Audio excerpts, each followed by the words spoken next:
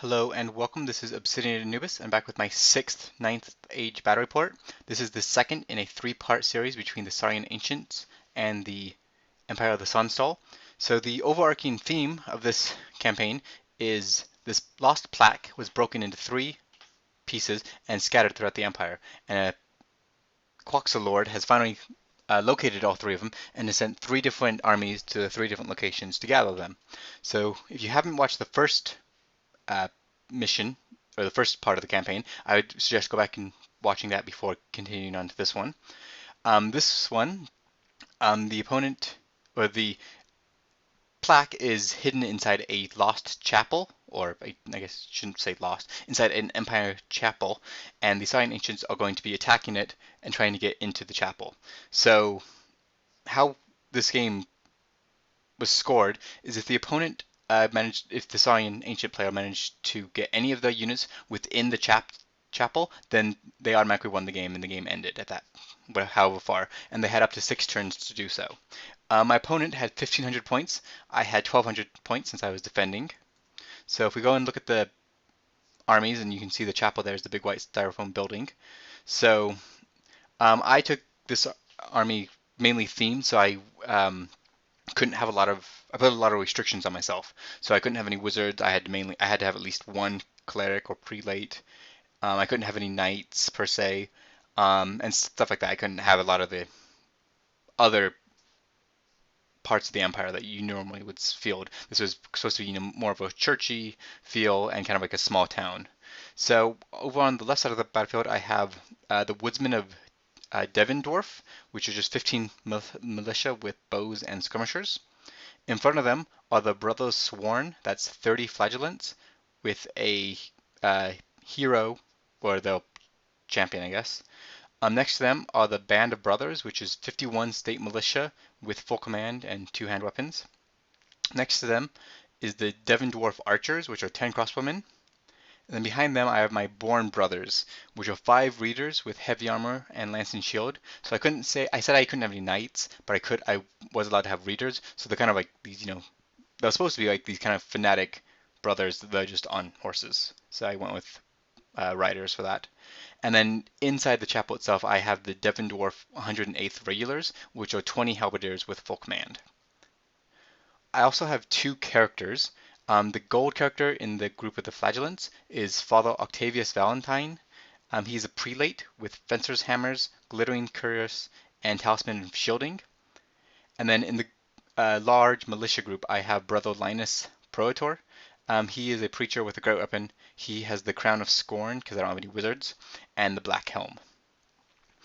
So I placed my entire army down first, and then my opponent was able to react and place their troops down afterwards, and they could place their troops anywhere within outside of 12 inches from the fence.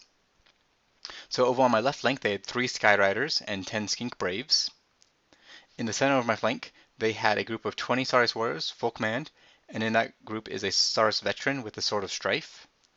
Next to that is the Bastildon with the Altar of the Snakes. And then next to that is a group of 20 Skinks with 2 Cayman, which have great weapons and they have full command as well. And then next to them is another group of 10 Skink Braves. Kind of on the corner, my opponent had a Skink Priest, level 2 Wilderness, another group of 10 Skink Braves, and a Spearback. And then over on my far right flank, my opponent had 20 Saurus Warriors with full command and another Skink Priest level 2 Heavens with the Dispel Scroll. And my opponent just hasn't placed him yet, that's why there's a spot open. So that brings us to the first turn. So Saurian Ancients automatically got the first turn because they were attacking the building. So my opponent moved up in every direction, no charges were issued. I didn't take a picture of this because nothing really happened, but my opponent just kind of moved up and surrounding me, so for next turn they'd have easy charges. For magic, my opponent rolled 5. They threw, I think, 3 or 4 at the swarm of insects. I tried to dispel and I failed, and my opponent ended up killing up 3 of my flagellants, so 3 of the Brothers Sworn dead. Next, my opponent threw up Blizzard, and I had already used my dice, so this went through automatically, and they cast this on my archers, my archer skirmishers, my militia skirmishers, and so they had a -1 to hit in leadership. So kind of looks like that there. So that brings us to Empire of Sonstal turn 1. So for movement, I didn't move except for the skirmishers, I move them out into this direction, trying to just redirect them because I know if my opponent charges, when my opponent charges, they will easily defeat me in combat. I'm hoping that I will break, flee off the table, and my opponent will fail the restraint test and follow me off the table. That or at least buy me some more turns. For magic, I rolled 10 power dice, which of course makes sense. I have no wizard, so now would be the perfect time to roll 10. So I threw 3, because if you throw more than 3, then if you miscast, you lose the bound spell forever. So I always just threw 3 dice on all my spells. I threw the first 3 at Valoon's Blessing on my militia. My opponent attempted to dispel and failed. Next, I threw 3 at Ulo's Blessing on my Flagellants, and my opponent threw, I think, the last dice and failed. And then I still had dice, so I threw the rest at Ulo's Blessing on my militia. So I got quite a few of my blessings off this turn. In shooting phase, my crossbowman shot at the skink braves over here on the left flank and killed 4 of them, but they passed the panic test. Other than that, my militia skirmishers on the right flank fired at the purple Star Warriors, the orange Star Warriors, and they failed to do anything. So this brings us to turn 2, or as my opponent likes to say, the charge turn. So my opponent charged in the orange block of Star Warriors into my skirmishers. I held and hoped that, again, I would break, flee off the table, and my opponent would follow me. They also charged their skink Cayman cohort into my flagellants. They decided not to charge their purple SARS block into my militia because I had all those buffs up on them, so they decided just to move a little bit closer to make an easy charge next turn. And then over on the left flank, I don't really have any pictures, but my knights, or my readers, and my opponent's Skyriders are just kind of dancing with one another, trying to get into position so they can shoot at each other, and so far nothing's happened. In Magic Phase, my opponent rolled 6. They threw, I think, they threw 3 or 4 dice at the Beast Within, and I threw all my dice to dispel it. And then so they threw the last 2 or 3 dice at Swarm of Insects on my crossbowmen, and they killed 1. So I lost 1, but I'll take that. In close combat, as you would expect, my opponent completely obliterated my archers, and unfortunately I did flee and my opponent passed the restraint check, and so just reformed to face the building. In the other close combat, though, it was kind of the opposite. My flagellants wiped out the skinks to a man and killed 1 of the Cayman fully and left 1 Cayman with 3 wounds remaining. My opponent only managed to put 2 wounds onto my flagellants because with toughness 4 and with the 5+ ward save, they really couldn't do much. And they fled and broke. I chased, but I failed to catch. So you can see the 1 remaining Cayman kind of in the back. I may forget to mention, but the Cayman never rallied, so it continued to flee off the board. This brings us to Empire of Sunstal turn 2. So this is when I start my counterattack. My flagellants charge into the flank of this 10 skink braves. And here's an overall picture you can kind of see, which is kind of nice. You can see there on the left flank my readers and the Sky Riders, again, just kind of dancing with one another. Other than that, I don't really move because I'm still more or less trying to defend the building. I did turn my halberdiers in the building because I expect that those orange Star Warriors will be coming in soon. For Magic Dice, I rolled 9, which again makes perfect sense. I don't have any wizards, so now would be the perfect time to roll really high. I threw them in groups of 3, so I threw 3 at Valoon's Blessing on my flagellants. I think my opponent let it through. I threw 3 at Ulo's Blessing on my flagellants. My opponent dispelled that. I threw 3 at Valoon's Blessing on my militia. My opponent dispelled that. So I got 1 off, but oh well. In shooting, my crossbowmen take shots at my opponent's Skink Braves, and as you can see by the red star, they are no longer with us. They got wiped out. Other than that, there was no shooting, or my pistolers, I think, shot, but I don't think they did anything this round. In close combat, I easily wiped out the Skink Braves and overran. This is where we had a question, so I will post it here, and if you guys could leave comments in the feedback below, that'd be fantastic.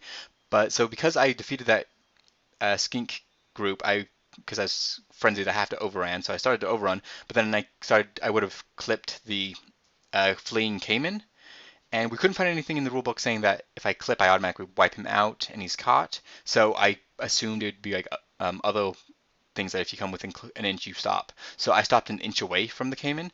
If this was not the correct way to play, please put it in the comment section below so I can learn. That'd be fantastic. Thank you. So this brought us to my opponent's turn 3. So Scion Ancient turn 3. My opponent declared quite a few more charges on this turn as well. The purple Star Warriors and the Bestowed charged into my militia, who held. The orange Star Warriors attempted to charge the building, but they failed. For magic, my opponent rolled 10 power dice. They threw, I think, 3 or 4 at Thunderbolt on my halberdiers in the building. I went ahead and let this through because my opponent miscast, hence the little golden star up front. So I went I went and let this through, and it only killed 1 halberdier, and it put a wound on both wizards and effectively ended the magic phase. So that was fantastic.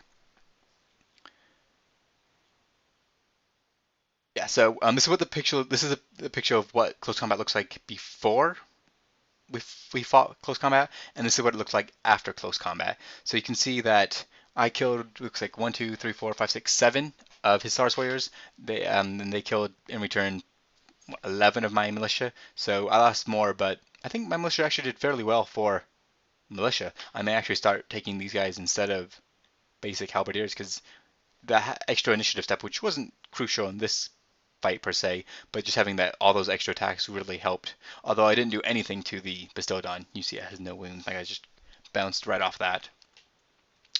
This brings us to Empire of Sunsol turn 3. So for movement, again, I don't have a picture because there wasn't much to happen, but my Flagellants charged the flank of the Bestowed on. That was my only charge, and really my only movement actually. For magic, I rolled 9, and I threw 3 on Balloon's Blessing. My opponent dispelled it. I threw 3 at Balloon's Blessing on my Flagellants. My opponent dispelled it, and I threw 3 on Ullr's Blessing, I think, on my Flagellants, and that one my opponent let me have, so that's the one I got off. In shooting, my crossbowman shot at the Wilderness Skink, who already had 1 wound on him from the miscast, and they hit and wounded and killed him, which is fantastic. And then also in shooting phase, my Readers finally managed to put some wounds on the Skyriders and killed off 1 completely and put 1 wound on another, as you can kind of see here. So this is taken after close combat. So I started with my Flagellants. They killed the Bestowed on and then overran into the flank of the Sars Warriors. And they, yeah, between them and the militia, they wiped them out. And I didn't wipe them out completely, but I easily broke my opponent. My opponent, I think, even with 2 ones, wouldn't hold, so they auto broke. And my Flagellants gave chase and failed to catch. My militia did a combat reform and went into bus formation so they can start heading towards the orange Star Warriors. Saurian Ancient turn 4. My opponent charged the Star Warriors into the orange Star Warriors into the building, and the purple Star Warriors rallied. In Magic, my opponent rolled 6 and threw up the Thunderbolt on my State Militia. I let this through and I lost a couple militia, but nothing of significance. And then in close combat, the Sars Warriors easily defeated my Halberdiers. So I killed, I think, 2, and my opponent killed like 9. And for some reason, I thought that if the defender was stubborn if they were in the building. As far as I could tell, that was not true. So with no ranks and having my opponent having 9 plus a charge plus a banner, since the banner did fight. I mean, they didn't get the ranks, but still 9 plus a charge plus a banner. I had 2 kills and a banner. So I easily auto broke, and my opponent couldn't run me down because I was in a building, but entered the building, and that means that they automatically got the plaque, which ended the campaign, or ended the battle. So my opponent did manage to obtain the plaque in this case. So this is, like I said, the second battle. The first battle, I held onto the plaque. My opponent did not get to it. The second battle, my opponent got the plaque. So that means that we're going to come down to the third battle, and if my opponent gets the third plaque, then it's going to be a minor victory to my opponent. If I retain the plaque, then it's going to be a minor victory to the Empire. But that's all I have for you. So it's kind of a short video, short battle. But if you guys have any suggestions or saw any mistakes, especially that stopping from running over into the Cayman, that'd be fantastic. And yeah, that's all I have to say. So yeah, have a good day, you guys. Bye.